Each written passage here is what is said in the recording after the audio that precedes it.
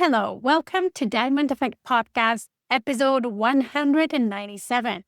Today, I want to talk about self development and growing yourself as a leader of your business. Three areas that I think every business owner, every serious entrepreneur need to grow themselves in, and why it is important. And it's coming from the fact that I am a self development geek. I truly believe that any growth in your business always starts with you. Your business cannot outgrow you. Our skills allow us to be more effective, not only in decision making and having better perspective, but also doing things faster, losing less energy, trying to get to where we're going. So when I coach my clients and when I grow myself, I grow in three areas. Here are the three areas that I think every business owner should invest in their own growth. The first one is you as a human entrepreneur, a leader. And within that self development growth, you have your mindset, your body, and your spirit. So, as a holistic human. The second area is a business leader, a CEO. It takes a business person to grow a business. And therefore, business skills are real skills that we need to develop in order to keep scaling. The third area is you as a service provider in your respective industry. You want to know the latest methods, technologies, tools in your respective service industry so you can keep staying on top of the game, keep innovating for your clients and delivering them a lot of value. Today, I want to mostly expand on the first area, you growing yourself as an individual, and talk a little bit about the second area, business skills. And then in the third area, I will tell you how I grow myself as a coach to be a better and better coach for my clients so they can get better and better and faster results.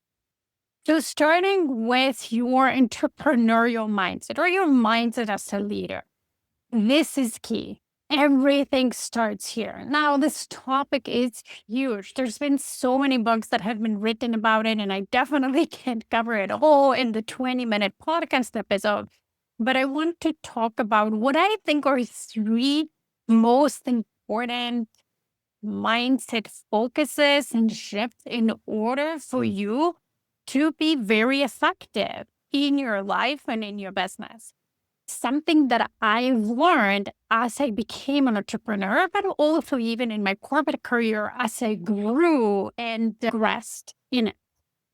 The first key mindset is embracing failure and understanding that failure is key to success. And I'm speaking from experience when I was raised as this good student girl who was supposed to be perfect all the time, who wasn't supposed to get a bad grade at school, and failure wasn't an option. And then even in my corporate career where we had contracts with our clients that were pretty much 100% delivery or close to it, where we were held to such a high standard that most people were actually scared to innovate, to try new things, because that embraced potential failure, and failure meant financial penalties. In entrepreneurship, every successful business, every successful entrepreneur, their journey is loaded with failure, because what failure is really learning. It allows you, as you are experimenting, as you're trying things, as you're looking for what's the better solution for my clients, for my business, and so on, you have those challenges along the way and those failures along the way, but they allow you to learn. Without it, there is no success. And the sooner you embrace it, the sooner you understand it, the easier it gets to go through it. And the faster you can move forward, the faster you can progress. What it also does is builds your resilience to any obstacle, any challenge. When you get up, process it, learn from it, that's the motto of and keep going. That's how you build resilience. That's how you build that commitment. And it's almost like the universe is testing us in our commitment to create impact and our commitment to our mission as entrepreneurs, throwing those challenges along the way. And when you prove and show that you're committed, when you don't give up, when you look for new and better ways, that's where success awaits you. The second key mindset in entrepreneurship is making fast decisions. And by fast, I don't mean rushed, but I'm not spending months and or weeks to trying to decide something, to prepare for something. Decisions lead to actions, and action leads to progress. The most successful business owners are just moving fast. If they have an idea and they want to test it, they get to it right away. Yes, they consider the idea from many different angles, but they don't get stuck in analysis paralysis. They don't let the fear of potential risk stop them. If they believe that decision is worth making, they will analyze risk, prepare for them, but then implement the decision when there is more pros to it than potential disadvantages. What I sometimes see in business owners is this inability to make fast decisions. They're spending weeks or months debating very slight changes in whatever they're working on that are irrelevant to the goals that they have or the progress that they could have done if they made decisions faster. The simplest example is logos or designs. Sometimes it takes people months to decide on the shade of green they want to pick or the slightly different font or whatever that is. Those decisions should be made relatively quickly. Again, they don't have to be rushed within seconds, but they shouldn't also take weeks. There is a happy medium where you can make a fast decision, put it out there in the market, test it, and if it turns out not to be ideal, then tweak it. The decisions we make are never set in stone. We can always tweak them and change them. The action is what creates progress. And the most successful entrepreneurs take a lot of actions, move forward fast, because that's how they learn what is the exact strategy to win, not by over analyzing things and trying to decide or make the right decision ahead of time. The only way we know which decision was right is by actually implementing it and creating results with it. And the third part to the key mindset of successful entrepreneurs is focus and self-discipline. So now once you're making decisions, you need to have a self-discipline to implement them. Meaning if I decided I will do something, I follow through with it. That is the first thing that your brain uses to build your self-trust and to build your self-confidence. If you're making decisions that then you don't follow through, slowly, unintentionally, subconsciously, you're building an identity of somebody who never achieves their goals because they don't follow through with the decision, or identity of somebody who, okay, I decide, but I don't do it, therefore I don't get the results, I'm not successful. The most successful people have an identity of a person is, if I decide, I honor my own word because my word is very important to me. I follow through with it. And then it also shows on the outside. If they're making commitments to other people, their word is like gold. They always follow through. We all have unexpected circumstances. But when you're in charge of your schedule, when you're in charge of your focus, those unexpected circumstances are very rare. So majority of time, you follow through with your commitment. That focus and that mindset of honoring your decisions, being in charge of your schedule is what makes entrepreneurs effective, because they're very effective with the time that they have. They're moving forward quickly. through the decisions that they make, following through on those decisions, implementing them, learning from failures, not letting that emotional disappointment that naturally happens with failures drag too long. They come up strong and they keep going. Now, in order to be able to do that, you also need to have a strong body that's for that. If you think about it, you're using a lot of energy every day by dealing with challenges, making decisions, implementing them, and so on. It's hard to do when, let's say, your body isn't healthy or your body doesn't have a proper fuel. The way I think about it and how I take care of myself, there's three key things. There is what I eat, my nutrition, eating healthy food that gives me proper energy throughout the day. There is movement, staying fit. So your body is strong. And with that, having some fresh air. So your mind is oxygenated.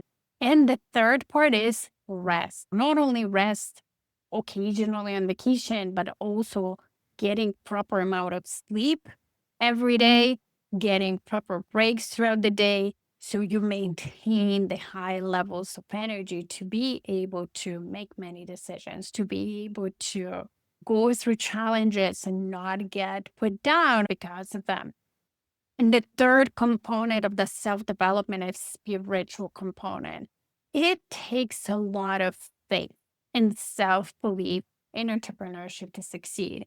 When you're implementing those decisions, yeah, you don't have 100% guarantee that they will work out, or you don't know which ones will work out, which one don't. You're implementing them while trusting and believing that they will work out this way. And of course, while monitoring the progress and making adjustments. But without that hope and faith, it's very easy to lose motivation. Whether you believe in God, whether you're more spiritual and think about the universe and higher power, whatever speaks to you, you want to tap into that. You want to develop your spiritual side because it also gives you strength in going out there and making the impact you want to make through your business. In terms of my mindset, I use a lot of coaching tools that, of course, I teach my clients and I use when I coach my clients. A key part to that is journaling. There is different methods of journaling. I use different methods to different things. So part of my dream planner journal is building up my gratefulness practice and staying at the positive emotional level by practicing gratitude or building up my self confidence and showing myself that when I take action, there is progress that I create, and a lot of it is positive, even though my brain wants to focus on the one thing that didn't work that day, even though there were, for example, 10 that did. I have some prompts in this journal that I also give my clients that allow me to do that. Definitely for my mindset, a key part of me maintaining or growing it is journaling.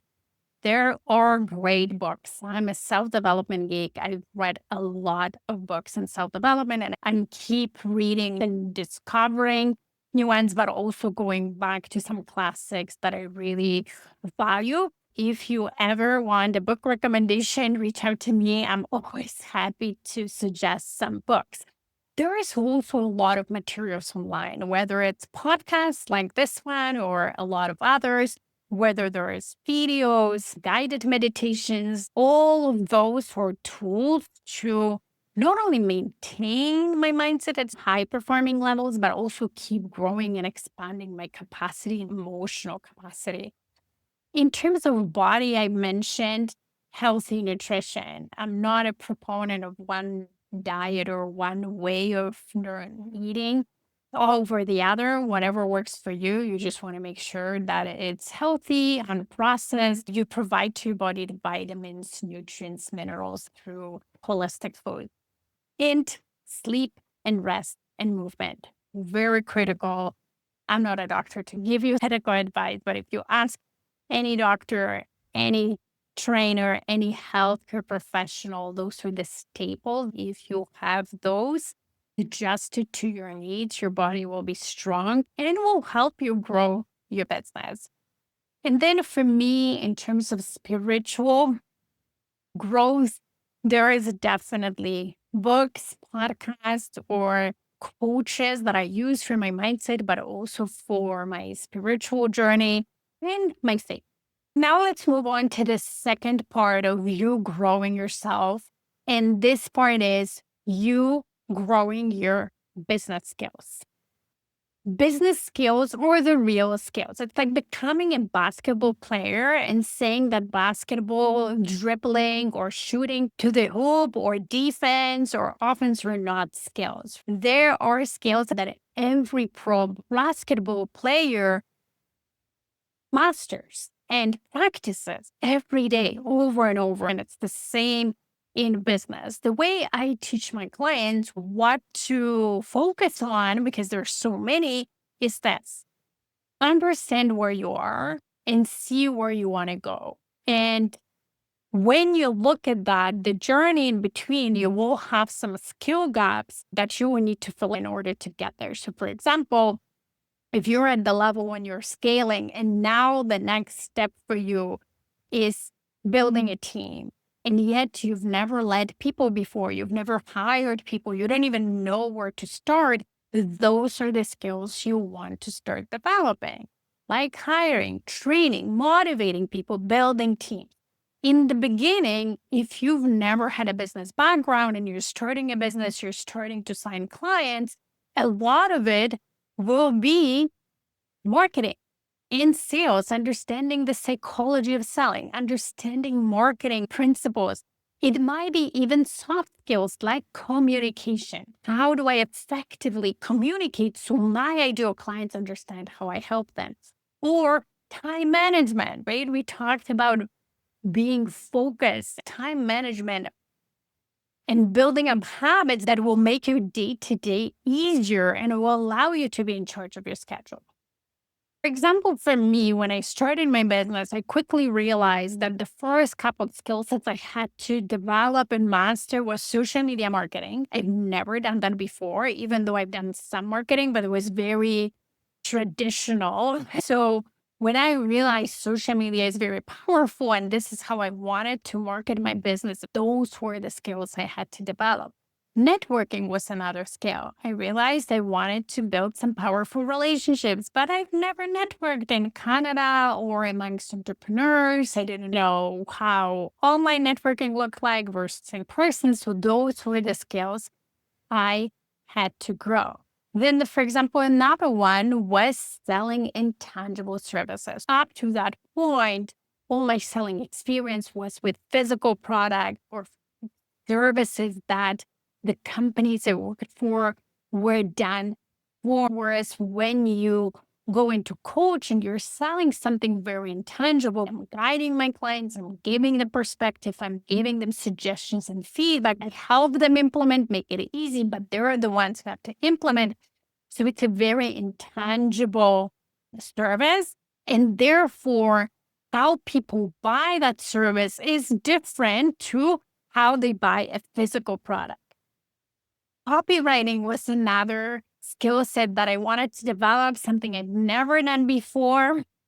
I wrote corporate emails and corporate policies and things like that, but never copy. That was another version of selling skill set that I didn't have. As you can see, even if you might have had some business experience, there will be some skills or subsets of skills that maybe you didn't have opportunity to develop before you started your business. You want to identify them and one by one start learning them and mastering them, because those are the ones that will help you achieve your goals. And also mastering those skill sets, understanding the foundations of them will also help you down the line. When you hire people, you'll know what to expect, what to look for. You'll know how to assess if whether the subcontractors or your own employees are effective in whatever you're asking them to do, because you understand what they're supposed to be doing. As opposed to hiring out something you completely don't understand, then it's hard to know if that person you hired out is doing a good job or not, because you have no reference, you have no understanding of what the results are supposed to look like or what the progress is supposed to look like. Another thing that I want to mention going back to your self development is critical, especially when you start leading people. For me as a leader, you always lead by example. Therefore, if you cannot, let's say, hold your own commitments, make decisions, and follow through with them, then how are you going to expect others to do it, right? So when you have employees, they will have to make decisions and then follow through with their decisions or even commitments that they make for you. You cannot expect people to do that if you cannot do it on your own. And hiring and leading people, it takes a great leader. It's somebody who is able to trust themselves to do things, and then they're able to extend that trust to other people to do the right thing, to do things properly. It takes a secure and confident person to hire people better than them in certain areas. So then those people can take, let's say, marketing or innovation or service delivery to the new levels. But if you're not secure and self confident, you will never feel comfortable hiring people who are better than you. Then you will always hire people who have a lower skill set than yourself. And that's hard to grow your business. It's hard to scale your business when you don't hire people who are better than you in certain areas and complement you really well. So the more self-aware you are, emotionally intelligent you are, the more confident you are, the better people you attract, the better people you will hire, the faster your business will grow. So as you can see, in terms of personal development, and business skills, a lot of it is very intertwined. It's very hard to have clear messaging in your marketing if you cannot communicate clearly. It's very hard to be a great people leader if you cannot lead yourself and lead by example first. That's why when I coach my clients, I coach you on both. We do a lot of personal and self development while we're also building some solid business skills. The last thing I want to touch on here is then growing yourself as a service provider in your respective industries. For example, if you're a massage therapist, you want to learn about new science around massage therapy, maybe new technology, new tools, new techniques, and so on. Same if you're a hairstylist or interior designer, as a coach is the same. I always want to stay on top of new coaching developments or even psychology and learning about new discoveries in the psychology field to understand my clients as best as possible, to have a plethora of great tools that I can use to help my clients achieve results faster and better. How do I do it? Through books and reading different studies and books on psychology, coaching, going and educating myself, elevating my skills through coaching masterminds, coaching conferences, things like that, learning from other professionals who know more about the subject or know more about the specific tool and method that I want to learn. It's same for you, going to different conferences, trade shows, reading literature in your respective industry allows you to stay innovative, allows you to stay a top expert in your field, which then creates more value to your clients. And this is one of the ways how you stand out as well. If you're looking to scale and grow your business, you need to start with you as a leader of yourself and you as a business owners with business skills.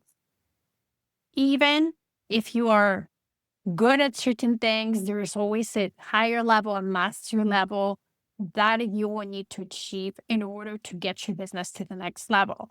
I'm always happy to help with the first and second area we covered today. All you need to do is visit my website, stairwaytoleadership.com, and book a free consultation with me from there.